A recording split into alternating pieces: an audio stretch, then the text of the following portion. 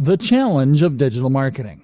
Many of us got into digital marketing thinking it was going to improve our lives in major ways. You may even feel that you were promised by internet marketing gurus that your life would suddenly be easy once you took up this line of work. Digital marketing means working online, and that in turn means working from anywhere and without a boss. So of course, life will be easy. You can choose your own hours. You can work out of coffee shops or from beautiful locations.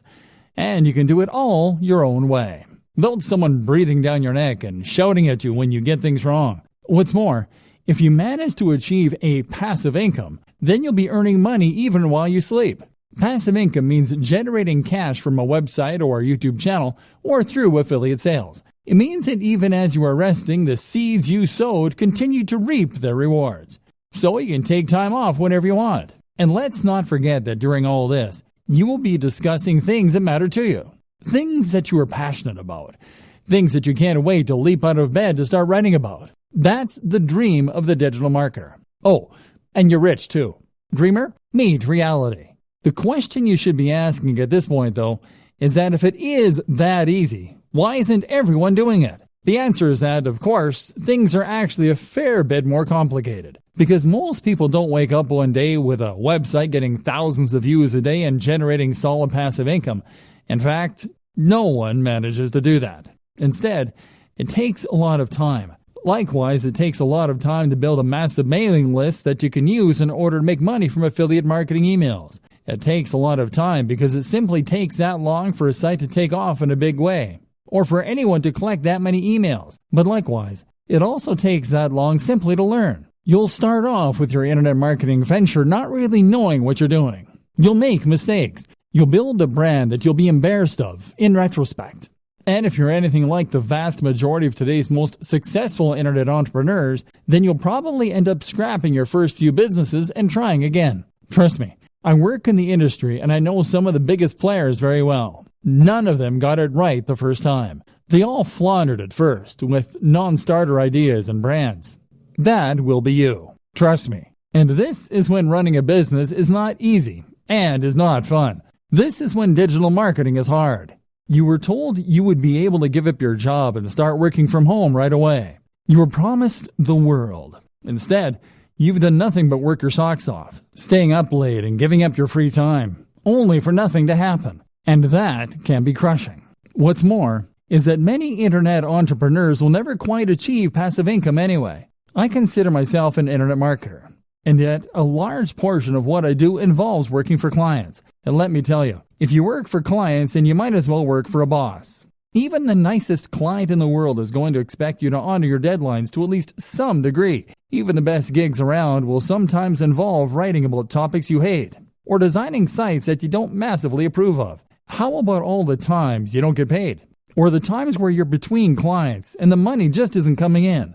And when you work from home, how do you prevent yourself from going entirely mad? You know, even when everything is going well and you're getting paid for doing work that you enjoy, how do you avoid the temptation to sit in front of the TV all day? Likewise, how do you avoid the temptation to not stop working when it gets to 5 p.m.?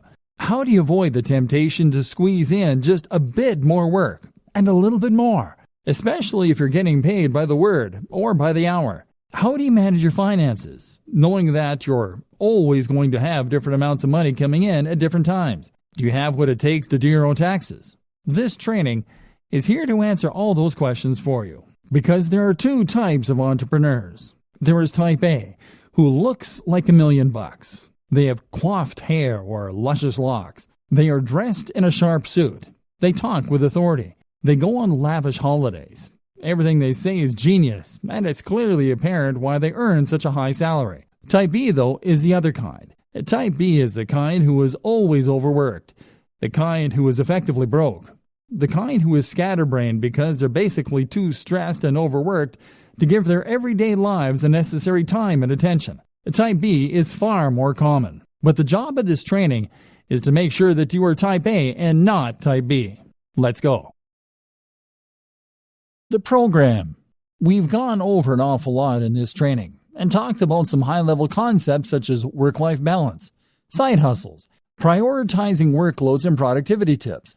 Now let's recap everything we've learned and put it together into a program so you are a happier, healthier digital marketer. If you are an internet entrepreneur or small business, then you will probably often feel as though your resources are being stretched to the point where you're struggling to get everything done. Chances are, you will be juggling multiple tasks at any given time and trying to decide which of your different commitments or side projects should come first. For instance, if you use bootstrapping to fund some of your larger projects, then that will mean you might well have to provide services on a regular basis in order to maintain your funding. Meanwhile, though, if you're doing that, then you will also want to make sure that you actually spend some of your time pursuing those projects that you're more passionate about too, and that could potentially be more profitable in the long term. But then you need to choose which of those projects to invest the most time in, and which to do first, all while completing various administrative tasks and dealing with the other drains in your time, such as, lifestyle design. Key to all of this is to know what you want from life and how your online business fits into this. Do you want a purely passive income that allows you to travel and forget work? Or are you happy to work hard indefinitely, as long as it's on a topic that you enjoy? More importantly, how much money do you need to live? What are your personal aspirations? How much time will it take you to earn that money? What are the different variables you can manipulate to get the lifestyle you want?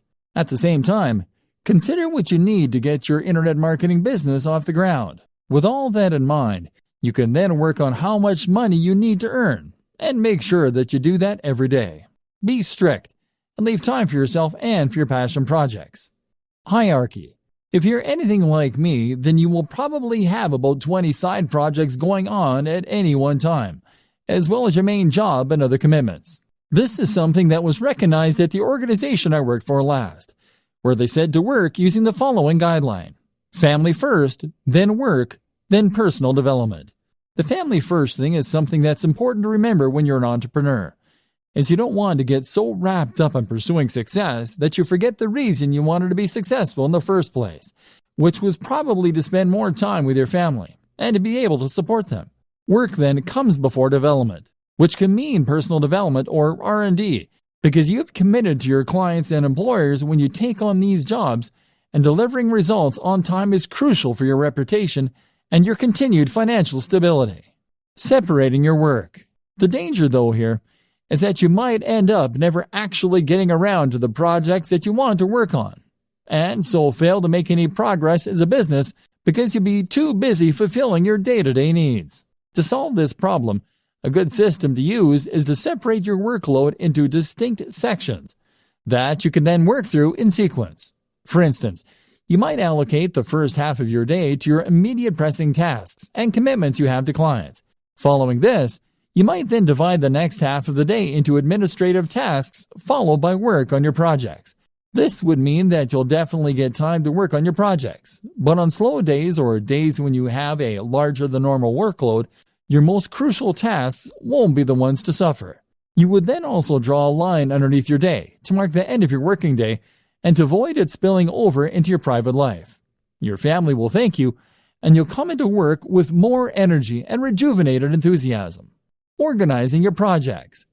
In terms of knowing which of your projects to work on when, you will again benefit from focusing on one side project at a time, rather than trying to divide your attention between all of them at once. To decide which of your projects you want to prioritize first, it can be useful to do some math and to look into your projected time to completion versus the potential profit of the project. In other words, then, if you have a lengthy project that is something of a labor of love for you, then you may want to deprioritize this and focus on the shorter and more immediate profitable tasks. If you finish the smaller tasks first and these start bringing in profits, then you'll increase your overall turnover much more quickly than you would working on a lengthy and risky project initially. Once you have built up some success and experience, you can then turn your attention to the more ambitious concepts. Of course, there is always the chance that if one of your smaller side projects takes off in too big a way, it could end up preventing you from ever focusing on your dream projects. While profits are important, and it's good for business to use the above method, it's equally important to make sure that any projects you spend time on fit your company's mission statement. If you can't get passionate about it, then you have no business doing it. Steps to a better lifestyle. So for the burned out blogger or the internet marketing maniac, here are some steps to enjoying a better work-life balance. Create a business model with a stable revenue stream and a passion project. Bootstrap. Know precisely how much you need to earn to fund your lifestyle and your passion projects. Likewise, know the lifestyle you want to live and consider a digital marketing strategy to achieve that. This might mean becoming a digital nomad, but think it through carefully. Earn that amount each day. Then switch focus. Work on one side project at a time. Make sure it is something that you love doing. Make sure it is something with a good risk-reward ratio. Start out with fail-fast, smaller business projects in order to learn and to start bringing in more passive income. Do not spend months and months on a sales funnel for your first project. Gradually switch the balance from the grind to those passion projects. Create multiple revenue streams. Look after your mental and physical health. Keep the mental discipline to avoid the temptation to keep working and to separate your work and your life. Meditation can be hugely beneficial. Eat, sleep, exercise. Dress for the job you want. Invest in yourself, in a great home office and a great, powerful computer for working on. Go to coffee shops to escape your own environment. You can travel more without necessarily becoming a digital nomad. Find the passion. Become a content creator more than a marketer. Don't expect overnight success. Remove the pressure. This means writing a strict schedule to define when you work on which projects, as well as when you'll finish work. And this is what all of this really comes down to: discipline. With discipline and passion, you will be able to tame this mighty beast and make digital marketing work for you. Then, anything is possible. Thinking about money and your work-life balance. Let's start this section by referencing another classic book on this subject, The 4-Hour Workweek. The 4-Hour Workweek is a highly successful book from an author called Tim Ferriss that attempts to teach people lifestyle design. This is essentially the process of rearranging your lifestyle so that it works for you, rather than working for the system. It means getting the system to work for you so that you have more free time and more money as well. The book was something of a revelation and spawned a whole movement of digital nomads who use technology to work remotely and experience adventures across the globe as they did. Since then, it has seen various new editions and sold huge numbers, but it is still mainly only being read by entrepreneurs and budding web marketers. This is a shame, seeing as the lessons it contains can be used by anyone to great effect. Read on, and let's look at some of the best financial tips you can take from it and apply to your life, even if you are happy working in an office. The problem. Tim Ferriss starts out by explaining that not all cash is made equally. Most people measure their wealth by looking simply at the amount they make per month or per year. Tim suggests that looking at the amount you make per hour makes much more sense. In other words, if you earn $40,000 per month but work only 2 days a week, you are in a sense much wealthier than someone who earns $100,000 per month working 7 till 7, 5 days a week. The goal then shouldn't be just to earn money, but to earn money such that it enables the lifestyle you want. You shouldn't be in a position where you can't just make the decision right now to go for a walk. Surely, that is the very most fundamental of expressions of human freedom. This is where so many internet marketers, SEOs, and web designers go wrong. If you're currently selling your services online or building a business, then the temptation is to earn more by working harder. You can work longer hours and thereby bring in more cash in the short term, or build your business bigger. But stop and think for a moment. If you are working 12-hour days, then that means that you're actually earning much less than you might in a regular job. You may as well be doing a full-time job and an additional part-time job in the evening. Your overall income might be high, but your salary is very low. Getting the system to work for you. So, what do?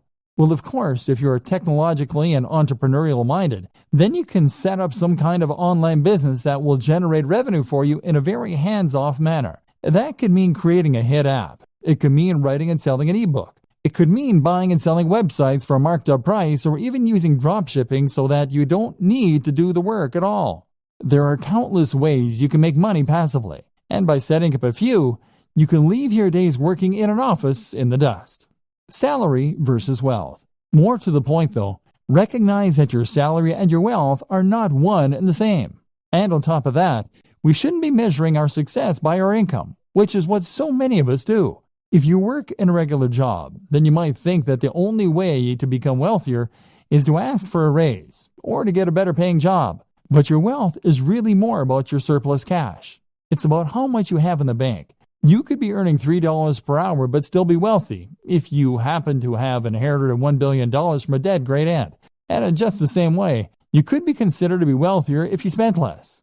In that case, you might live at a smaller home. You might live in a country where the cost of living is lower, or you might just spend less on food and clothes. Either way, this could allow you to put aside a fair amount of cash every day and feel pretty well off. The great thing about working online is that you do have the option of packing your things and moving to another country. In fact, many entrepreneurs end up moving to sunny countries where they can afford lavish villas at a fraction of the cost. Then again, you might choose to spend every single cent each month and then take out even more loans to pay for the rest. That way you can live the rich lifestyle and feel and look like the highly successful entrepreneur, despite having barely any cash in the bank. It's all up to you. It's all about what matters to you and what's important to you. And that's precisely the whole idea behind lifestyle design. It's about knowing the lifestyle you want, calculating how much money you need to support that lifestyle, and then designing your business around that. Goals. A more specific way to do this is to calculate a minimum amount you need to earn each day. This is what I do. I work until I earn $150. That's the minimum that allows me to pay my bills and to put a little aside each month. I can easily afford to buy myself the gadgets I enjoy, to go out with friends, and to work on my home. But that's me. That's based on my expenses, the cost of my mortgage, the cost of my hobbies and interests. You'll have your own target, and that's what you need to shoot for.